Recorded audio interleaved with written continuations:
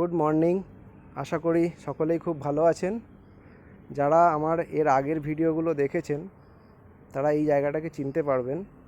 Actually মাসখানেক আগে ব্যালকনির এই টবটার মধ্যে একটা ঘুঘু পাখি ডিম পেড়েছিল এবং সেখান থেকে বাচ্চা তৈরি হয়।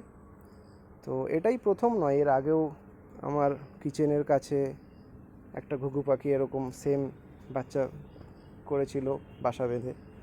তো এটা সেকেন্ড টাইম এবং বাচ্চাগুলো বেশ ফুটফুটে হয়েছে এবং মানে আমি তো লাস্ট উইক দেখলাম ওরা ডানা ঝাপটাচ্ছে।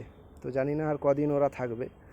তো অনেকেই আমাকে বলে যে এটা ঠিক না, বাড়িতে ঘুঘু পাখির বাসা অমঙ্গল। তো দেখুন, আমি একটাই জিনিস শেয়ার করব, আমার কিন্তু কোনো অমঙ্গল হয়নি।